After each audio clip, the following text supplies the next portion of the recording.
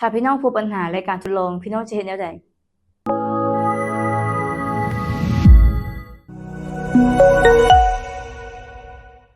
สบายดีพี่น้องทุกคนขอต้อนรับพี่น้องเข้าสู่รายการ Hope Devotion รายการที่นำความหวังและคำหนุนใจมาให้พี่น้องมื้อนี้เราจะมาศึกษาพระคำของพระเจ้าจากพระคัมภีร์มาระโกบทที่14ข้อที่32ถึง42เราจะมาอ่านพระคำพระเจ้าร่วมกัน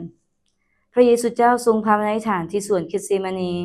และพระเยซูเจ้าก็ไปกับสาวกฮอดบอนหนึ่งชื่อว่าเกเซมานีพระองค์กล่าวแก่พวกเพิ่นว่าจงนั่งอยู่ที่นี่ขณะที่เฮาไปภาวนาอธิษฐานพระองค์ได้พาเปโตรยากโบและโยฮันไปกับพระองค์โศกเศร้าและเป็นทุกข์หนักใจหลายจึงกล่าวแก่พวกเพิ่นว่าจิตใจของเฮาเป็นทุกข์หนักแทบจะตายอยู่แล้วจงคอยเฝ้าอยู่ที่นี่เถิดพระองค์ย่างไปเลยไปไกลหน่อยหนึ่งก็ได้คุกเข่าลงกับพื้นดินแล้วภาวนาอธิษฐานว่าถ้าเป็นไปได้ขอให้มงเวลาแห่งความทุกข์ทรมานนี้ผ่านพ้นไปจากพระองค์ภาวนาอธิษฐานว่าพระบิดาเจ้าเอ๋ยพระบิดาของลูกพระองค์เฮ็ดได้ทุกสิ่งขอให้จอกแห่งความทุกข์ทรมานนี้เลื่อนพ้นไปจากลูกทนแต่อย่างใดก็ดีขออย่าให้เป็นไปตามใจปรารถนาของลูกแต่ให้เป็นไปตามพระประสงค์ของพระองค์เถิดและพระองค์ก็กลับขึ้นมาและเห็นพวกสาวกนอนหลับอยู่พระองค์กล่าวแก่เปโตรว่าซีโมนเอ๋ยเจ้ายังนอนหลับอยู่บ่เจ้าบ่สามารถเฝ้าอยู่จักชั่วโมงเดียวบ่และพระองค์ก็กล่าวแก่พวกเพิ่นว่าจงเฝ้าระวังและภาวนาอธิษฐานอยู่เพื่อจะบ่ตกในการทดลองจิตใจพร้อมอยู่แล้วก็จริงแต่ร่างกายก็อ่อนแรงพระองค์กลับไปภาวนาอธิษฐานอีกเทื่อหนึ่งโดยกล่าวถ้อยคำเหมือนอย่างที่พระองค์ได้กล่าวในเทื่อก่อนเมื่อพระองค์กลับขึ้นมาหาพวกสาวกก็พบพวกเพิ่นนอนหลับอยู่พวกเพิ่นบ่อาจลืมตาขึ้นได้เลยและบ่ฮู้ว่าจะเว้าอย่างใดเมื่อพระองค์กลับขึ้นมาเทื่อที่3พระองค์ก็กล่าวแก่พวกเพิ่นว่าพวกเจ้ายังนอนพักผ่อนอยู่บ่พอสาเวลามาถึงแล้วเบิ่งแม่บุตรมนุษย์กำลังจะถูกมอบไว้ในกำมือของคนบาปทั้งหลายจงลุกขึ้นพากันไปเถาะเบิ่งแม่คนที่มอบเฮาก็ได้มาถึงที่นี่แล้วให้พวกเขาได้ร่วมใจกันอธิษฐานข้าแต่พระเจ้ายาเวห์องค์พระผู้เป็นเจ้าสรรเสริญพระองค์ขอบคุณพระเจ้าสำหรับพระคำของพระเจ้าที่มาถึงพวกเขาน้อยในเวลานี้ขอเชิญพระวิญญาณบริสุทธิ์ของพระเจ้าเปิดหูตาใจให้ความเข้าใจและสอนพวกเขาน้อยแต่ละคนเป็นการสุดตัวในนามของพระเยซูคริสต์เจ้าอาเมนพี่น้อง60ปีก่อนมีคนจีนมักเอายาต้มน้ำขมให้ลูกกินเนาะในสมัยนั้นอาจจะซอกยาหลวงยากหน่อยนึงอันนั้นเขาจะต้มน้ำยาหม้อนึงและในน้ำยานั้นจะเป็นน้ำยาที่ขมเนาะเมื่อกินเข้าไปเด็กน้อยหลายคนก็บ่อยากกินแม้แต่ผู้ใหญ่ก็บ่อยากกินเวลากินเข้าไปแล้วเนาะมันบ่แม่นคือยาทั่วไปปัจจุบันเนาะ1บวงกิน1บวงน้อยๆเนาะ5 ซีซีแต่ว่าในสมัยนั้นยาต้มน้ำขมต้องกินให้มันหมด1หม้อเนาะเพื่อว่าจะหายไข้หายจากพยาธิต่างๆที่เป็นอยู่ฉะนั้นในชีวิตจริงหลายครั้งพวกเราแต่ละคนก็ได้กินยาขมเนาะเพื่อเราจะมีสุขภาพที่ดีเนาะเหตุการณ์ในพระคัมภีร์ตอนนี้พระเยซูคริสต์เจ้าก็กำลังจะกินยาขมเนาะบ่แม่นเพียงแต่ยาขมแต่เป็นยาพิษที่เฮ็ดให้พระองค์ต้องถึงแก่ความตายเราจะเห็นว่าพระเยซูกำลังพบการทดลองเปโตรก็กำลังจะพบการทดลองเหมือนกันพวกเราเหมือนกันพวกเราบางคนก็กำลังพบการทดลองอยู่หรือว่าเคยพบมาแล้วและก็จะพบอีกในอนาคตเมื่อพบการทดลองพี่น้องและพบปัญหาหนักใจเราจะเฮ็ดแนวใดในพระคัมภีร์ที่เราอ่านไปนี้เราจะเห็นว่ามี3ประเด็นที่พระเยซูคริสต์ได้เฮ็ดเมื่อพระเยซูพบการทดลองพบความหนักใจสิ่งที่พระองค์เฮ็ดคือพระองค์อธิษฐานเข้าใกล้พระเจ้า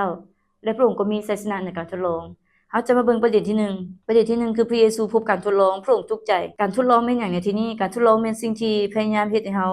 ออกจากน้ำพระทัยของพระเจ้าเขาน้อยใส่ชื่อหัวข้อในมื้อนี้ว่ามีชัยชนะเหนือการทดลองฉะนั้นการทดลองเป็นสิ่งที่พยายามเฮ็ดให้เราออกจากน้ำพระทัยของพระเจ้ามันอยากให้เราออกจากทางของพระเจ้าบ่เชื่อฟังพระเจ้าและพระคำของพระองค์การทดลองนี่สนับสนุนเราเฮ็ดให้เรานี่อยากเฮ็ดตามใจของตัวเองมีนักศึกษาคณะแพทยศาสตร์ผู้หนึ่งเมื่อเราเรียนวิชาแพทยศาสตร์ไป1ปีเรารู้สึกท้อใจหลายเราบ่อยากเรียนอีกเรารู้สึกว่ามันหนักโพดอ่านปึ้มหลายศึกษาบทเรียนหลายอย่างแล้วก็ได้ออกไปฝึกงานอยู่หลายบ่อนทั้งได้ไปเฝ้ายามเปลี่ยนกันยามอยู่โรงหมออีกรู้สึกว่าการเรียนแพทย์นั้นมันหนักเราก็เลยอุกใจเราบ่อยากเรียนต่อเราท้อใจ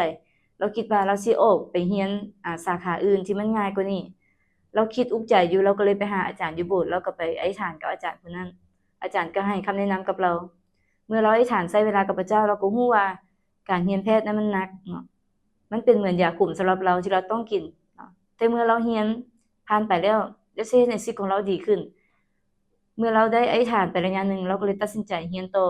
แทนที่เราจะออกเนาะถ้าเราเฮ็ดตามใจตัวเองเราก็คือดรอปไว้เนาะหยุดเรียนไว้ไปเฮ็ดในสิ่งที่เราอยากเฮ็ดแต่เราได้บังคับตัวเองให้กินยาคุมนี้คือฝืนใจเรียนต่อไปและเวลาผ่านไปเนาะ6ปีเราก็กลายเป็นอ่า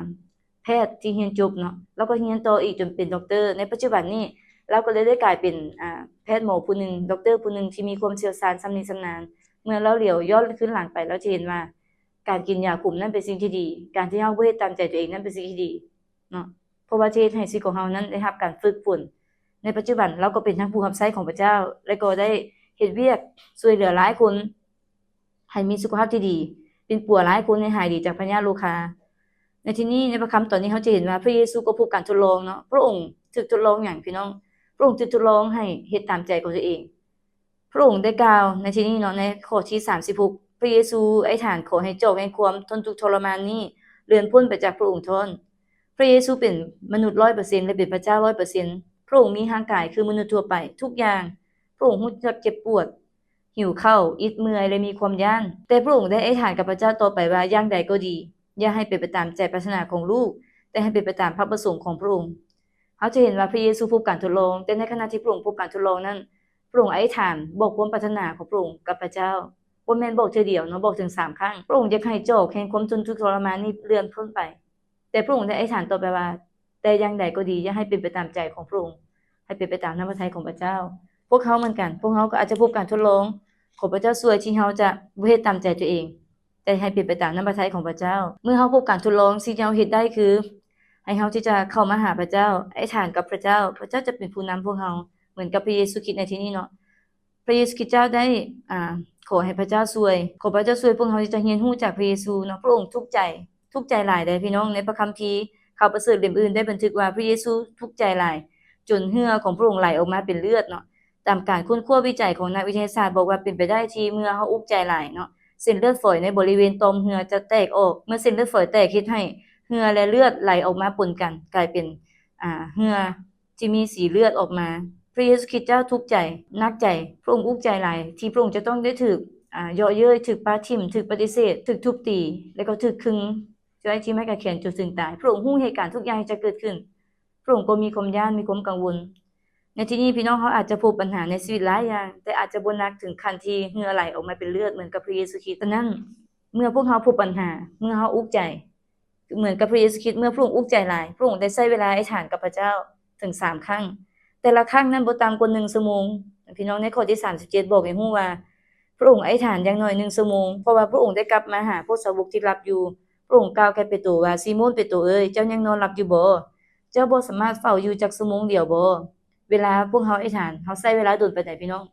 1นาทีฮอดบ่ในที่นี้พระเยซูถามว่าเจ้าบ่สามารถเฝ้าอยู่จักชั่วโมงเดียวบ่หมายความว่าเวลาพระเยซูอธิษฐานพระองค์ใช้เวลาอธิษฐานหลายเนาะอย่างน้อย1ชั่วโมงขึ้นไปพระองค์จึงกล่าวเนาะพระคัมภีร์เตือนพวกเขาว่าจงเฝ้าระวังและภาวนาอธิษฐานอยู่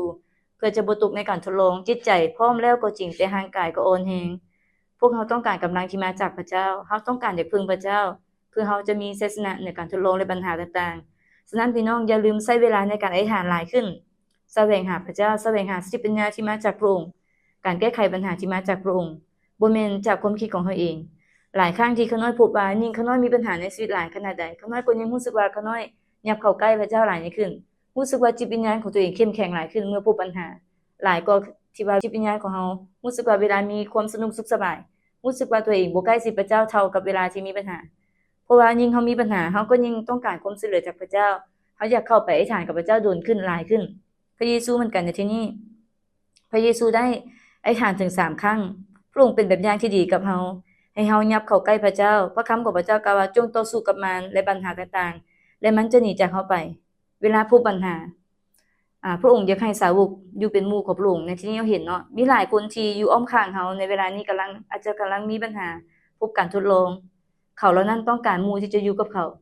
เหล่านั้นต้องการค้ำนุนใจเขาต้องการผู้ที่จะมาสู้ใจเขา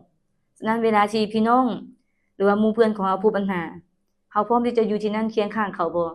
หรือว่าเฮาปาทิ่มเขาไปเหมือนกับพระเยซูที่ถูกพวกสาวกปาทิ่มไปในที่นี้เฮาจะเห็นว่าเมื่อพระเยซูพบปัญหาพบการทดลองพระองค์อธิษฐานเมื่อพระองค์อธิษฐานแล้วอันสุดท้ายที่เราเห็นชัดเจนเลยก็คือว่าพระเยซูชนะการทดลองเมื่อพระเยซูได้ใช้เวลาอธิษฐานถึง3ครั้งแล้วก็ออกมาจากบนนั้นด้วยกำลังที่มาจากพระเจ้าพระองค์เข้าไปด้วยความอ่อนแอในสวนเกษมานีพระองค์ออกมาจากบนนั้นด้วยความเข้มแข็งที่มาจากพระเจ้าและพร้อมจะเผชิญการทดลองในข้อที่40และ41ได้กล่าวว่าเ เมื่อพระองค์กลับมาเทื่อที่3พระองค์ก็กล่าวแก่พวกเพิ่นว่าพวกเจ้ายังพักผ่อนนอนหลับอยู่บ่พอสาเวลามาถึงแล้วเบิ่งแม่บุตรมนุษย์กำลังจะถูกมอบไว้ในกำมือของคนบาปทั้งหลายจงลุกขึ้นพากันไปเถาะเบิ่งแม่คนที่มอบเฮาไว้ก็มาที่นี่แล้วเฮาจะเห็นในพระคัมภีร์ข่าวประเสริฐเล่มอื่นได้บันทึกว่าเมื่อพระเยซูอธิษฐานเนาะเทวดาได้มาสู้กำลังพระองค์ขึ้นพระองค์จึงมีกำลังออกจากบนอธิษฐานด้วยความมั่นใจและเต็มล้นด้วยความกล้าหาญเขานั้นมาคำว่าจงลุกขึ้นพากันไปเถาะ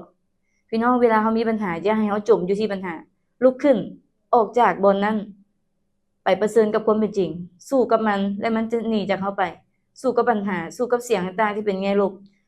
ในที่นี้เฮาเห็นว่าพระเยซูจงลุกขึ้นและพากันไปเถาะหมายถึงพระองค์พร้อมแล้วที่จะเผชิญกับการทดลองพระองค์พร้อมแล้วที่จะเผชิญกับการจับกุมและการที่พระองค์จะต้องถูกขึงไว้ที่ไม้กางเขนเพื่อตายแทนบาปกรรมของมนุษย์ในที่สุดเฮาจะเห็นว่าถ้าเฮาอ่าน